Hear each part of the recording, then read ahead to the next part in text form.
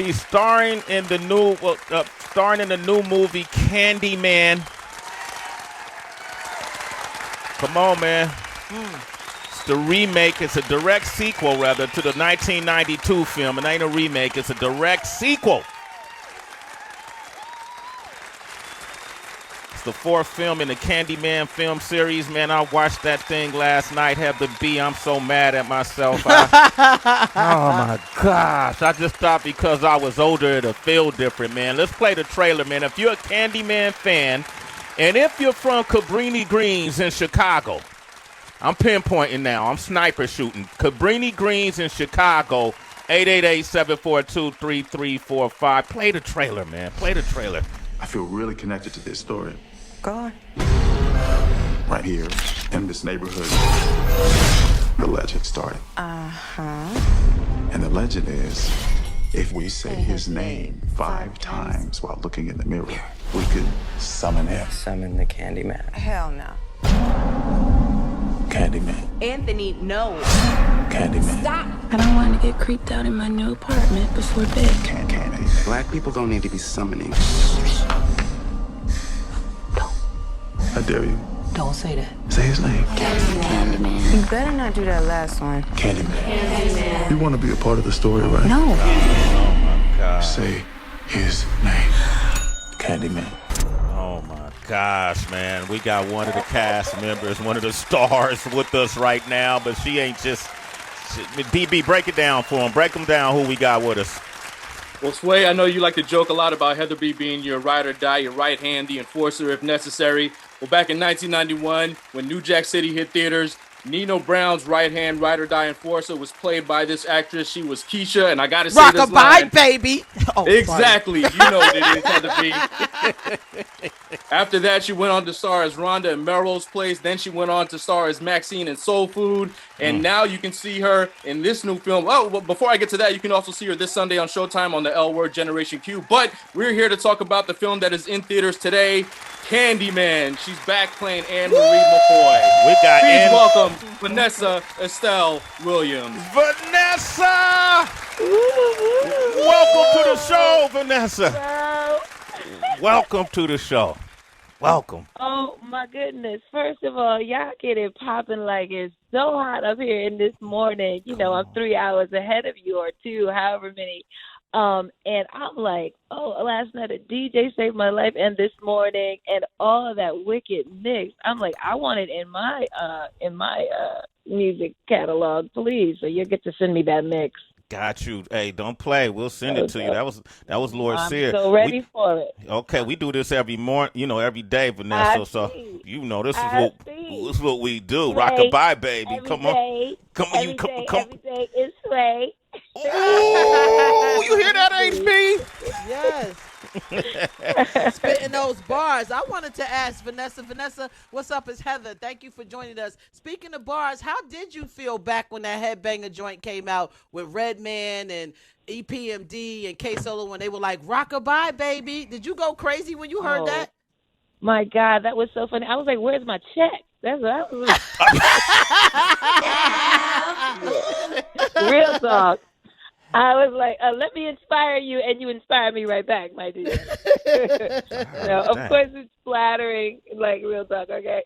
But no, it's so flattering. It's just marvelous and amazing. You know, when you're doing a project, you don't necessarily know how it's going to hit, the audience, and definitely don't know how it's going to hit the zeitgeist of the culture.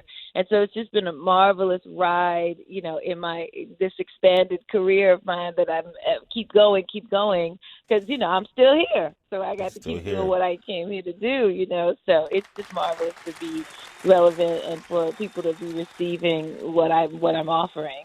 That's dope. I love it, man. Where you from? You from Brooklyn? Where you from? Or I say, baby, look who don't come from me like you don't know. You got to do your homework and shit. I'm from do or die bet. I'm not talking about this gentrified action we got going on. I'm from Biggie, Brooklyn, okay? You from Biggie, Brooklyn? Hey, I ain't never heard nobody say that. You from Biggie, Brooklyn? That's mine, okay? Okay, I like that, Vanessa. What was it like growing up in the Biggie era, though? Were you around these guys?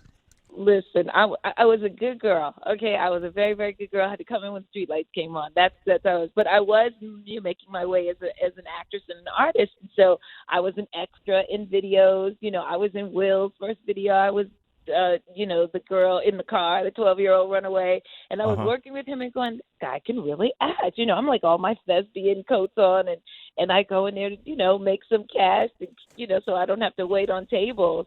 And, so I met so many people that way, all just a part of growing up. I did a video with those guys, and a number of different videos, just like staying relevant. This is how I had to earn my living. So people don't realize awesome. How many careers music videos launch, right, HB? Like so many people have found a career doing music videos. What would you say is the equivalent today to that, Vanessa? Would it be what you do on your social media? Would it be IG videos? Yeah, it's such a whole different world now. I mean, I think maybe the TikTok space. Maybe the TikTok space. I mean, what's so encouraging and beautiful about, and so sort of like apples and oranges, you can't really compare, is just the opportunity for people to like not have to wait for permission to tell their creative story, to direct their own narrative, and really just get out there because they have to create. And it's been really amazing and wonderful to see people really utilize their platform, people like Issa Rae, and really like keep at it, and people get a clue and are able to translate that or transfer what they're doing to the big screen, to television and film, and it's just, it's a hustle, it's a grind for your life. But when you're stung with that bug, you gotta do it. That's how you live. That's the air you breathe. You grew up in Biggie, Brooklyn, man. You ain't a quitter. Come on, it was all a dream. Come on! You gotta get through the winter. You gotta get to that subway. You gotta get through the snow, the slush. You get that muscle. You really do. I'm curious. I'll be remiss if I didn't ask you about this, and we're going to talk about this Candyman film. For sure. Wesley Snipes, Mario Van Peebles, Chris Rock, Christopher Williams, Ice-T, Bill Cobbs. I mean, all of these iconic figures you got to work with on New Jack City. What is your fondest memories of working on that set? I mean, just in being down, being equal with with the boys, like I grew up in a house full of brothers, and so it was my first film ever. I didn't know anything about the lens. Mario and I tell this story about how he's like, get in the picture, Vanessa. We were shooting this big crowd screen. It's a 2-shot. I don't know a 2-shot. I'm used to the stage. It's like, here I am, just get me. And he's like, do you want to be in the film, Vanessa? And I have no idea what he's saying. Of course, now I know I was like edging. I was too far to one side and had to stay, close to the other actor. So I'm in this 2-shot, but I didn't have a clue. I mean, those are some funny moments that I got right. I finally had to get right. That big wedding scene in Grant's tomb in Harlem was just dope, but the whole experience was just thrilling and life-changing and just marvelous. There wasn't like a dull moment, and it was always so amazing. What also was amazing? This amazing party that Howard University gave for us, where the girls were literally recreating like I Want to Sex You Up on top of the car, trying to get at Alan and Wesley, and it was so funny, and just like I was like, oh my God, you guys are out of control. Wow. And it was sorry, that was my alarm. Didn't wake my ass up. That was your alarm right there? Yes. Did you hear that? Yeah. Your alarm was late. No. That was like the are you up reminder. Okay. Okay. But just it was such a fabulous experience, and I went to high school with Wesley. He left performing arts. He didn't graduate there, but so it was family. It was just such a marvelous reunion to come home and work with just all of the marvelous cast that New Jack City was. Wow. And remains today. I'll share this with you, just a 1 degree of separation. Heather, this is... There's no separation. But okay, there you go. Cool. Okay, I'll share this with you. Your cousin was almost there, because the New Jack City soundtrack, HB, was put out by Giant Warner Brothers. Yes. Okay, and Giant Warner Brothers at that time was Urban Azoff, Charlie Minor, and Cassandra, all these different folks that worked there. The group Color Me Bad at that time, Vanessa, I got signed. Me and my partners, King Tech, Sway and Tech, got signed to Giant Warner Brothers. And I remember I remember the New Jack City soundtrack was like something we all wanted to be on, and they selected certain groups from the label, and they didn't select us, Vanessa. Oh, yeah. It was, our loss, man. It was it. I mean, Mario talks about just how integral the music was to the success of the movie, to his plan and his vision. He's a tip off his father's block, and Melvin Van Peebles, and so it runs in the blood. His son Mandela, I believe, is also an actor and director as well. So it's so marvelous when we do these panel discussions. We had a reunion with Michael, Michelle, and Alan Payne, and a whole bunch of us on Clubhouse. Of the movie. It was just so dynamic, and it's just, as I said, marvelous to hear Mario just talk about his vision and his plan. Everything was so thoughtful, at a time when I didn't, I'm just trying to be in the movie, so I have no idea about how the kind of crafting and skill it takes to tell this long-staying story, and all of it was so intentional. It's just marvelous to hear him break it down, and the music was certainly part of that. Yeah, I felt like it was our loss, not y'all's. The soundtrack did great, but almost there. DB, I know you had a question. We almost have it all. Yeah, almost, but we still got time. Come on, all right. Yeah, DB, that's what I'm saying. Absolutely, DB, you want to jump in? Absolutely, man. Candyman is one of my favorite horror franchises, and that's why I'm so excited to get to talk to somebody who actually was in the original back in 1992. And I don't want to spoil too much about how that original film and this one are correlated. But citizens, if you plan on seeing this movie, and I hope you do, you need to go see it. You need to watch the original as well to understand the characters and who's who and that sort of thing. But Vanessa, there was something really interesting that I found out, because I like to dig and find out all the backstory when films are made. And there was a story that I read, and maybe you can confirm this. There was a woman by the name of Ruthie Mae McCoy who was killed in Cabrini Green when some intruders made their way behind her walls and invaded her apartment, and her neighbors called the police, and the police didn't believe her, and she ended up getting killed and robbed. And that sort of inspired what happens to your neighbor in the original Candyman. And obviously it wasn't Candyman who killed the actual person, but my question is, did any of those real stories come back in this film? Like, did any crazy, stories from the news inspire any situations in this new Candyman? Well, absolutely. It is so it ties in to the original 92 version of the film, and it is so current. It's a must-see. It's a must-see. It's like, it's not even like a question. And, I'm a scaredy cat.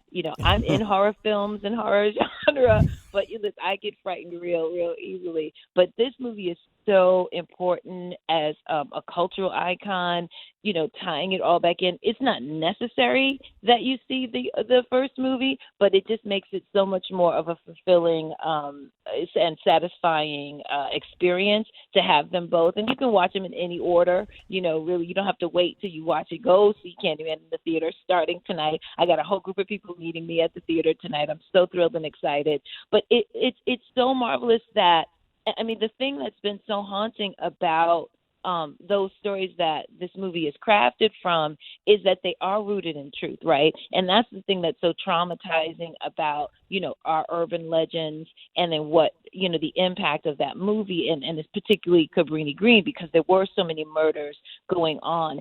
The major difference that's so satisfying, particularly for a Black person, right, is that now the narrative is shaped by us. And it's so amazing to see the difference it makes. It, like Lin-Manuel says, it matters who tells the story, right? Who lives, who dies, who tells your story. And so I love to quote Jordan Peele when he says, at the center of Candyman is the eternal dance between monster and victim. and the racial history of this country. I mean, it's so rooted in that. That's the central question, the central thing that we're looking and unpacking. And who tells, whether it's the white gaze or today's version, the unapologetic black gaze, makes all the difference in the world into setting it straight, into really contextualizing what's going on right now today, and to keeping the warning going about systematic racism and how we get over as black people and how we heal. It's so artfully done, all of the different ways. It's helmed by a woman this time, a black woman. Mm-hmm. So all of those, all of her aesthetic as a filmmaker, Nia DaCosta, crafted this marvelous script crafted by and produced by Jordan Peele and the other Monkey Paw partner, Wynn Rosenfeld. So it's just so thoughtful, and it's not disappointing. It's everything we've been waiting this whole year from last year for it to come out. It's not going to disappoint. It's really going to uplift and scare the bejesus out of you again. I love it, man. We got to give it up for our guest here today. She actually playing Anne Marie McCoy in the film, Vanessa E. Williams. Vanessa Estelle, I'm sorry. It's just Vanessa Estelle.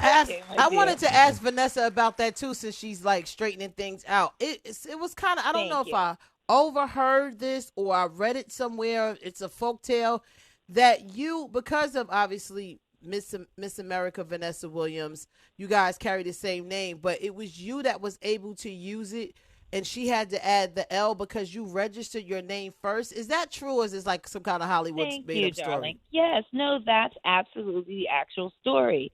And you know how things go, and what's happening, what's more popular at any given time. And some, some clerk at Paramount attached an A to my name, all these like different middle initials that wasn't even my middle initial.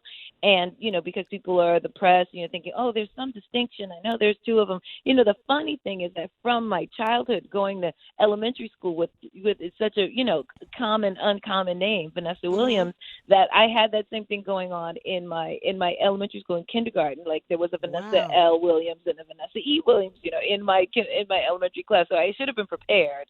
But, you know what I'm saying? It's a new day. We're post-pandemic. I've got all these projects going out. I want it to be clear, just to encompass my whole God-given name, my mama name, and just encompass the whole thing. So you know exactly who you get and who there's no confusion and no straggling middle initials anyway to get people.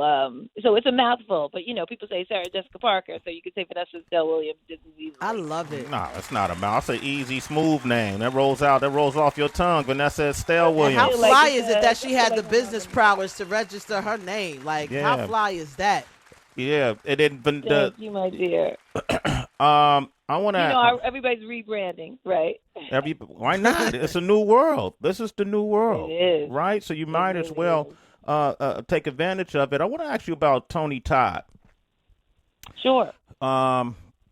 Man, listen, I'm not really a horror movie person no more, Vanessa Estelle. Right. Okay. I don't like to put images in my subconscious mind that's going to come back to haunt me some other day down the line, right? Oh, I know. We got to do our work to stay whole, so we got to be careful what images come into our mind. Yeah, but I needed to study up for this, so I had to watch your movie, right, which was quite pleasant to do. By the way, I'm going to open up the phone lines to anyone who ever said Candyman in the mirror more than once. Call up 888-742-3345. Right? But Todd Terry, man, this guy really embraced that horror genre so well that whenever I see him in other things, I just, I kind of, oh, shit, there go Candyman, Right. And so share something with me now when I see this man, because he's so excellent at what he does. That's not going to make me think of him. Not think of Candyman? What is he like off camera? Oh, he's a gentle giant. I mean, first of all, he's so tall. Like, I think he's like 6'5", 6'7". I don't know. He's just an enormous, person. But so gentle, thoughtful, creative, dynamic. I mean, I think, it's so haunting, that image of Tony Todd as the Candyman, because he's so embraced it. His amazing voice, so his instrument, his instrument, his body, his voice. That they dialed up the voice and did all these things with it to make it even more intimidating and haunting. And what I remember is just passing him, in the makeup trailer as he's there, 3 hours before we even start shooting, getting all of that hive stuff put on his body, the hook. It's really, that's prosthetic makeup. It takes hours to do it. It's so uncomfortable. You're in the heat, and then on top of that, you're trying to act and stay concentrated and emote. Do what's required from the script. I mean, it's a task. It's a huge task. But he's so well trained and awesome for it. So there's no way that you can't think of him in that role. But as any actor, you don't want to get pigeonholed right into one thing. You want to be able to transform. But for sure, I mean, it makes sense that it's hard not to see him as that when you see him in other things. But he's just marvelous. He's a really, really sweet man. I was like I said, it was my first film. I did New Jack City, and then I came to LA to check it out, and that was my first feature film. And that's the thing that made me stay and was like, okay, I'll see what y'all got going over here in LA. I like Vanessa Estelle. Yeah, I'm from the West Coast. You got a vibe. We like you. Okay, so good. So now when I see him, I can think of something different. We're talking about Candyman, which is in theaters today, citizens. It's a fun movie, but it will keep you on the edge of your seat. But to the point you were making, the context of the stories and what it stands for is really interesting, the way the stories are being told. Tiffany's on the line from North Carolina. Tiffany, Grand Rising, how you doing? Hi, everybody. Hi, Vanessa. Rockabye, baby. Hi, baby girl.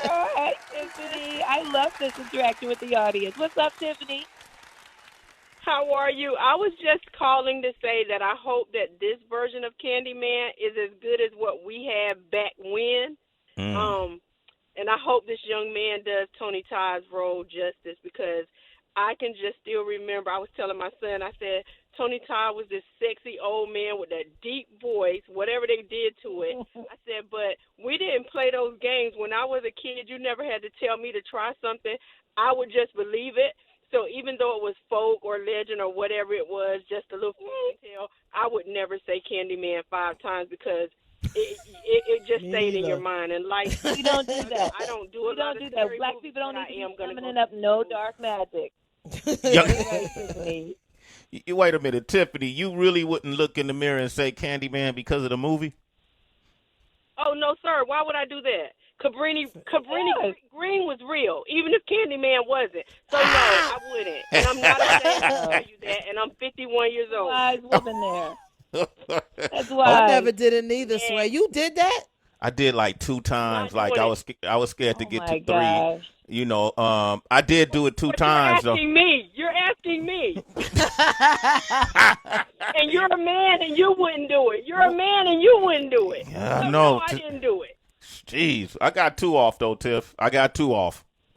Okay. I don't get no. That's this one. That's why you still here. You are. Why you still here? That's why I'm still here. Only did 2. Tiff, thank you for calling. Right. You're a citizen, man. Sway in the morning. Yes. Wait. Wow. We ain't gonna get no calls from anybody who said it 5 times. Just know that. Anybody say Candyman in the mirror 5 times. 888-742-3334. We not gonna get nobody. You don't think you're gonna get it? Okay, we got no black person. Bubba on the line. Stay here. Grand Rising. Stay here. What up, Bubba? You in Arizona? I am. It's not hot yet. I mean, if you want to call 95 cool. Damn. It was 117 yesterday. What? Jeez. Wow, they cooking Arizonians out there. It was pretty terrible. Wow. Yeah, I don't like it. I'm from LA, so I'm not used to this. Wow, he's from LA and it's too hot. You're a Candyman fan? I am. I watched the original film when it hit the HBO cable stream, and I want to say maybe 6 or 7 years old. And I've been terrified of that movie ever since. I'm 36 years old now. I want to say that night that I watched it, the very ending scene where right before it cuts to the credits, where that lady pops up in the mirror, pissed myself right there on the floor. Oh, baby. Oh, wow. And then Weak bladder. issue with getting out of my bed to turn on the light in my bedroom. So I would jump from my bed to the doorway where the light switch was without touching the ground, just to get to the light switch because I thought the Candyman was under my bed. Oh, no. Traumatized. Say something, Vanessa. This is your fault. I think it made me a fan because of how terrified I was. Like, the movie made me sit there and think that this shit was really gonna happen. And even through my teenage years and as an adult, like, I have a hard time sitting through the whole movie. But I'm going to try and do it this time because I want to see the new one. And, you know, as I've gotten older, I've started to realize, you know, what the movie was really about and, you know, slavery and you know, how black men were really done wrong back in that time. There you go. And you know, I think it's a whole history to, of bring it back intergenerational violence. Oh, yeah, exactly. So I appreciate it. I'm going to check it out tonight. Hey, Bubba, what you going to check out tonight? Candyman, the new one. Wait, hold up, Bubba. What was that you said? Don't even. You almost had him. You saw that? Vanessa, we deal with this every day with Sway. I see like living on the edge. I'm on the edge. Hey, Bubba, you a citizen. Come on, Sway man. in the morning. Hey, wait, hold up. Somebody said they said it 5 times. For real? Okay. We got Kevin in New Orleans here. Kev, Grand What's up, Rising. baby? New Orleans, of course. Hey, how y'all doing? Sway, we met at Essence, and you thought you knew me. Oh, word. Okay. I feel like I know you. Yeah. I feel like I know you now. Okay. Well, good. It was a good meeting. Yeah, definitely. Well, you took a picture with me, and my girlfriend took a picture of us. Okay, that's what's up, Kev. Repost it and Tag me on it. All right. Yo, what made you? When did you say it 5 times? How old were you? I was in 2nd grade in the French quarters at this middle school, and it was like me with these 5 other white kids, and we did it. Nothing happened, and I told them about Bloody Mary, and we did that, and nothing happened. You think nothing happened? You were just going for it. You were just going for all of it. But you know what? Oh, yeah, I'm one of those. I was always one of those guys that said, like, you know, I do stunts too. So I was like, well, you know, I'll try it. I don't think nothing's gonna happen. Huh? I don't know, man. I'm gonna let you go. Because your mama and them was praying. That's why. Mama and them was praying. They was praying on them, huh? You sure nothing happened, Kev? Maybe your life could have took a different turn, man. Hey, I was looking for the adventure. Nothing happened. Hey, you got balls because Candyman Farewell to the Flesh was shot in New Orleans. Yeah, it was. And Yaya's from New Orleans. Yaya's from New Orleans, man. Oh, man. Yeah, Okay, don't sleep, man. He ain't through with you yet. Shout out to Yaya Abdul-Mateen the second, man. He killed it in there too, man. Give that dude a big round of applause as well. Pun intended. There it is. He killed it. Kev, you a citizen, man. Sway in the morning. Thank you. Yeah, we're not gonna hang out in again. New Orleans, they wow. Yeah. Latique, you said Candyman 5 times? Yeah, I said it 5 times, man. Ain't nothing happened, man. Huh. I just did it. Okay. I heard y'all talk about it. Oh, you just did it. Yeah, I as a kid, well, I wasn't a kid. I was a grown man when Candyman came out, I believe. What year did it come out? DB. The first one was in 92. 92, yeah. I was a full grown man. I was 20 years old in 92. Uh-huh. Ain't nothing happened, so I did it. Then I did it again just now. Nothing. Nothing yet. Okay. Nothing yet. Wait till See? Yeah. What's that right there, Latique? When you close your eyes, Latique, say it in the dark. When you're by yourself, Candyman. Candyman. Candyman. I'm going to save you those other 2, Latique. You a citizen, brother. You a citizen, man. Come on, man. I don't know, Vanessa. Don't I don't know. That. Just to understand there's a pact. Things get unleashed unwanted, undesirable things get unleashed. This is why Anne Marie, has been holding on and holding this secret, and it was a pact that no one is supposed to conjure. Once we got through it the first time, we're not supposed to say it ever again. Yeah, man, that's the most I ever said it, Vanessa Estelle. I'll say the other two for when we hang out, okay? See, don't even know. No. So you're not even playing with it. I'm not playing at all. Just play the music. Don't just play the music. Okay, there you go. Okay, well, listen, we want to thank you for being on the show. It's absolute pleasure to have you on. Can't wait to have you on in person.